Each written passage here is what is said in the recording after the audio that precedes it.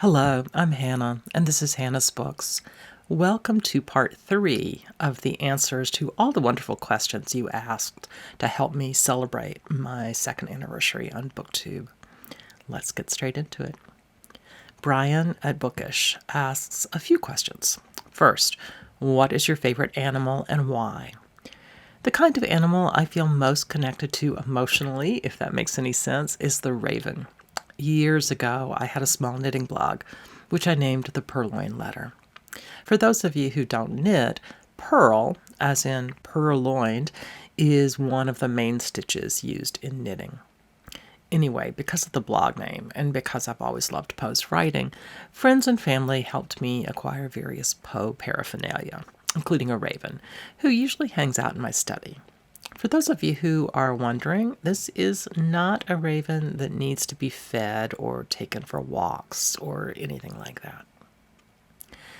Brian's second question is, what was your favorite college class that was not a part of your primary focus, and why? What a great question. I think my very favorite class was one I took the first semester of my first year.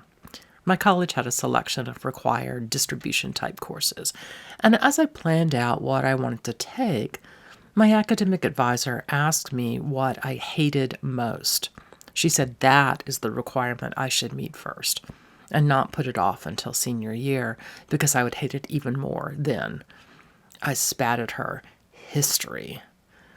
Now, my father was a history professor, and I thought what he did was fascinating. But somehow I was sure that his work was more related to his other PhD, the one in folklore. I'd met his history friends at conferences I'd attended with him occasionally, and those folks were pretty interesting too. They were all really interested in figuring out how societies in the past had worked and why it mattered to today's world. But what we'd read and learned in high school, I wanted nothing to do with any field of study that seemed to be mostly about memorizing a whole bunch of names and dates and not much more than that. Clearly, I needed a teacher like you, Brian. Well, on my advisor's advice, I put a few history courses on my schedule of classes to visit. My school had sort of an unusual tradition of letting students go to whatever classes we wanted to for the first week or two, and then deciding at that point what to register for. The very first class I ever went to in college was one of the history possibilities I had listed out, hoping to find one that wasn't too terribly horrendous. The class was on the history of how race had been thought of scientifically, and how that had changed so dramatically over the years. Two very different professors were co-teaching it, one from the History of Science department and one from African American Studies department with a co-appointment in history.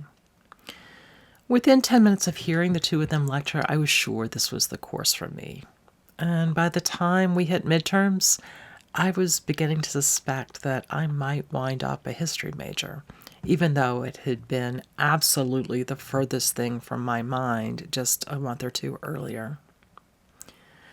One note, although I was a Southerner, I went to what my grandmothers both called a Yankee school, and there were not many of us there who spoke with Southern accents. New college friends would ask me what courses I was thinking about taking, and I answered with the name of the class, Race in America. Invariably, they would stare at me, puzzled, and tentatively ask back, confused, Rice in America? Now, the funniest thing about this is that my father, the historian, actually wrote about slave culture on plantations along the coast of South Carolina, and the main product raised on these plantations was rice.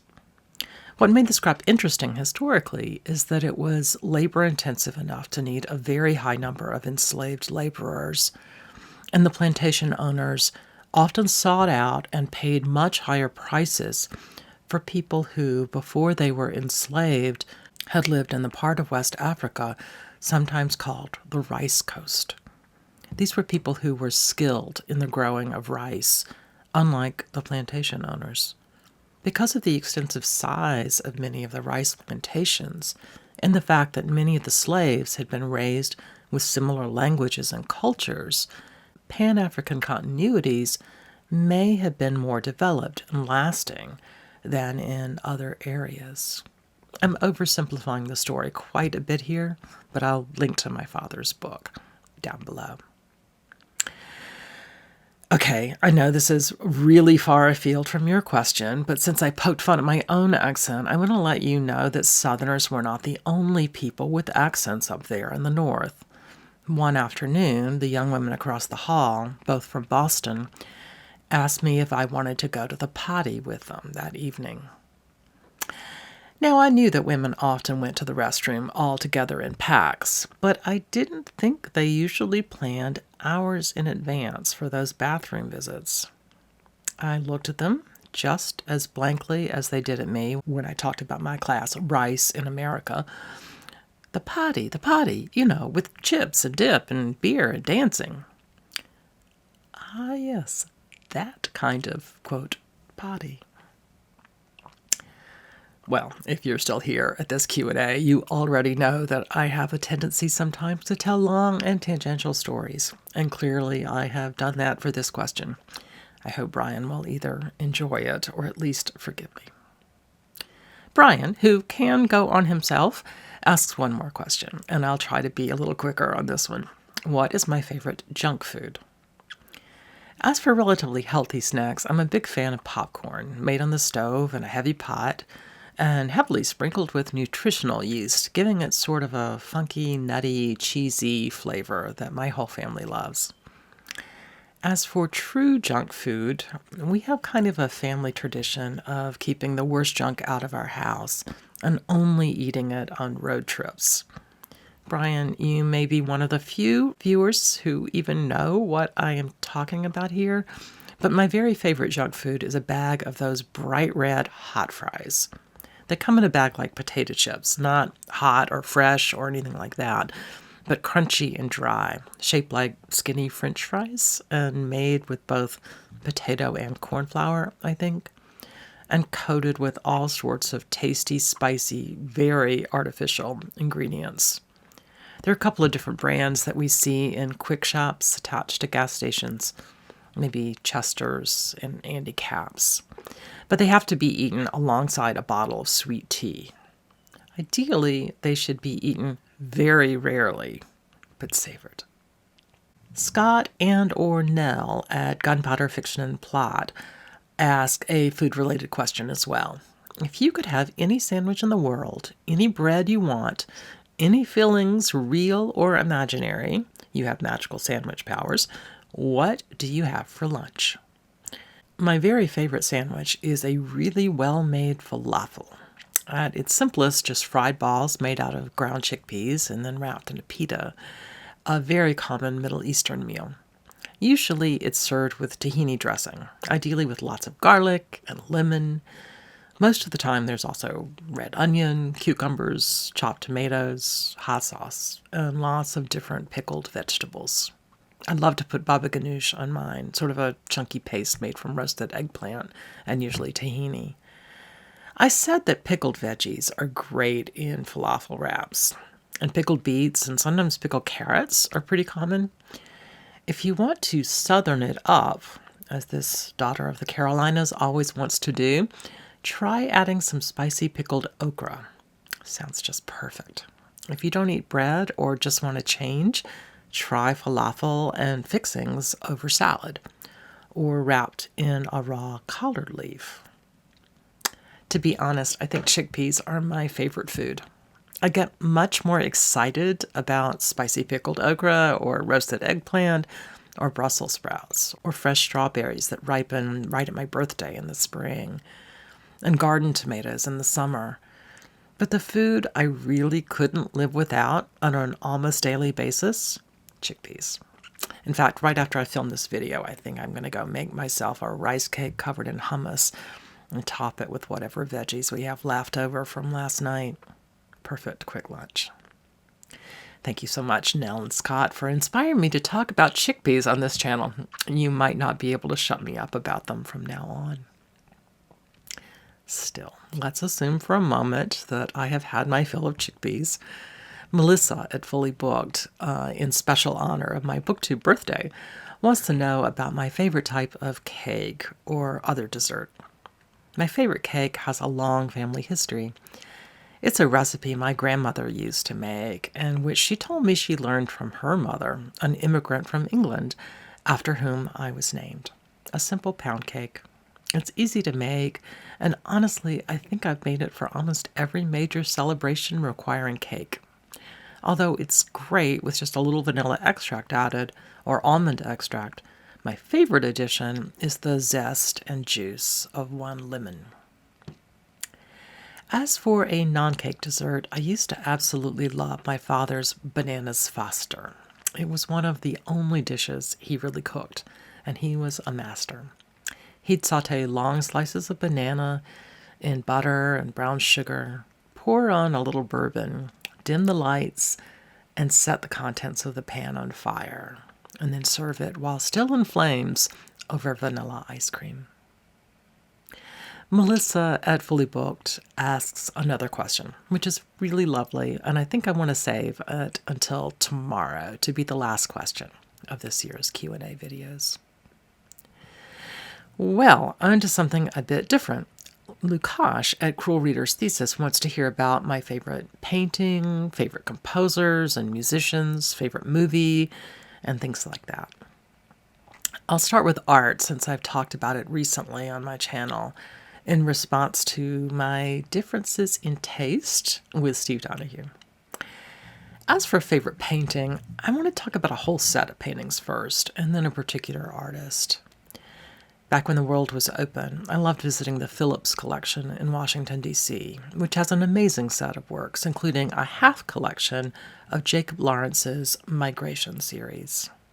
A few years ago, the Phillips managed to borrow the rest of the paintings in the series and staged a full showing of all of Lawrence's paintings in order. It was really magnificent. As a historian who studied race, that is, race, not rice, in the U.S. South during the postbellum period through the first half of the 20th century, I first fell in love with Jacob Lawrence because of his subject matter, the Great Migration, with large numbers of black Southerners who moved to the North in search of economic opportunities as well as increased freedoms.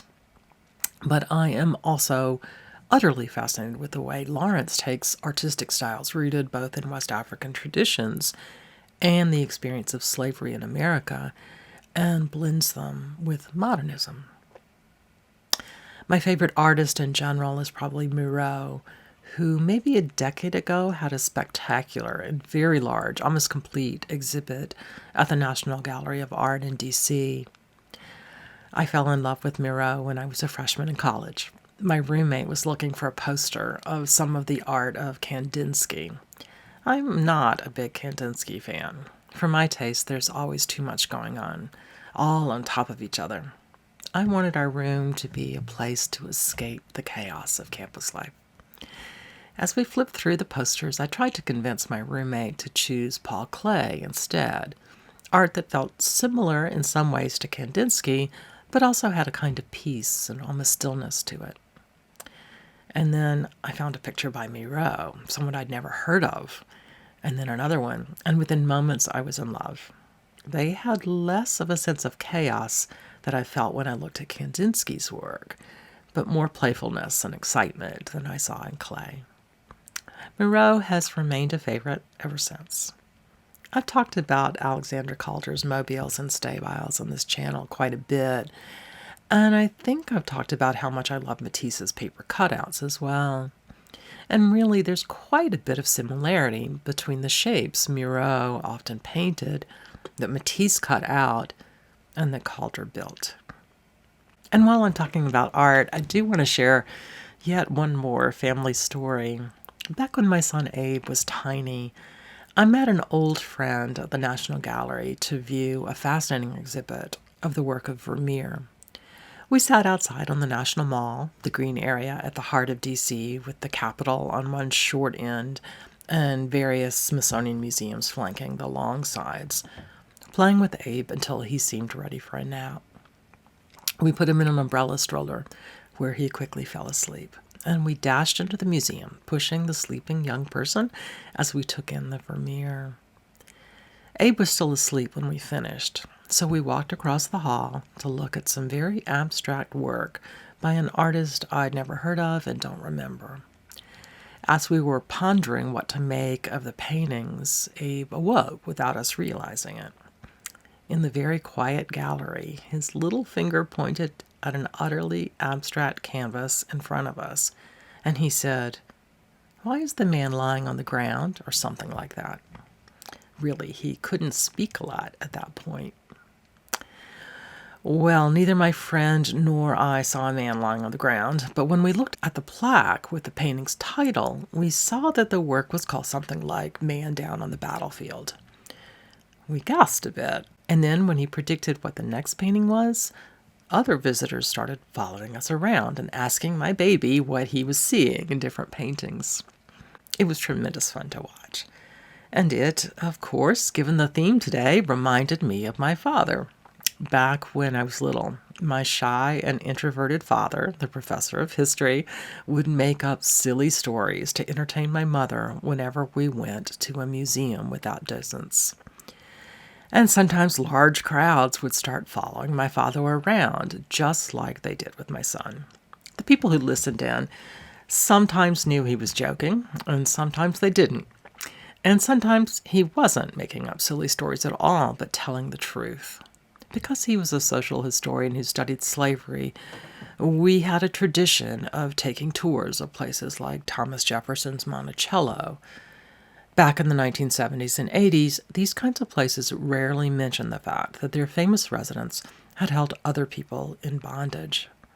Occasionally, I think about the fact that my father, a soft-spoken but brave white Southerner who was not only an historian but a civil rights activist, was talking about issues that are even now a big deal to talk about in a lot of these houses.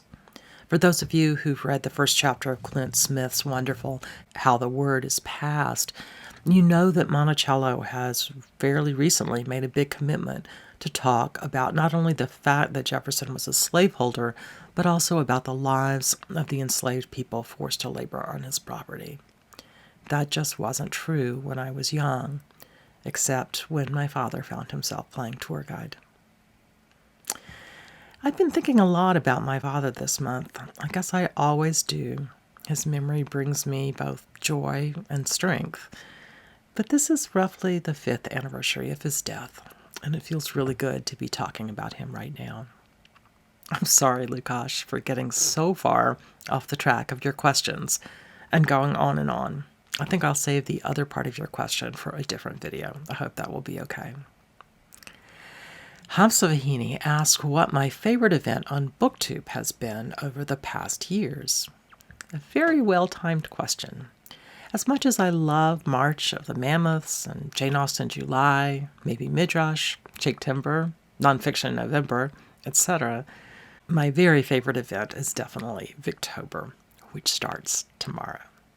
If you haven't participated or maybe don't even know what Victober is, which I think would be almost impossible, do go look it up and think about joining us. The whole event has just a lovely sense of community as well as prompts that have, over the years, made me read much more and think much more broadly about Victorian literature. But while I'm talking about BookTube events, I do want to mention a recent video by Kim at Middle of the Book March. She mentions that she's found herself overcommitted to all the themed months and buddy reads and reading challenges that go around. It is hard sometimes not to join in BookTube events because they are each so much fun. And while I'm definitely looking forward to Victober, I do really hear her, and I too often feel pressure to read particular books or kinds of books or keep to a particular reading schedule because I've committed to other people. I bagged, or at least semi-bagged, on at least 2 large groups I really wanted to participate in. And I know I bagged on at least one individual I really wanted to buddy read with. Because I write book reviews for publication, I really feel quite enough pressure to read certain books at certain times, something I pretty much never felt about fiction before BookTube and before reviewing. Reading is for pleasure. And it really is and needs to stay a great pleasure. And of course, making videos and participating in other ways in the BookTube community is also supposed to be for pleasure.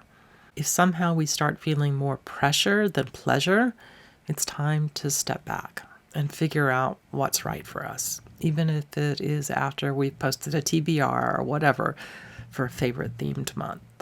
Listen to Kim. She's full of wisdom. And I think I will stop here for today and return very soon with the next part of the Q&A answers, probably not till after the weekend. Take care, everybody, and thanks for joining me here on Hannah's Books. See you soon.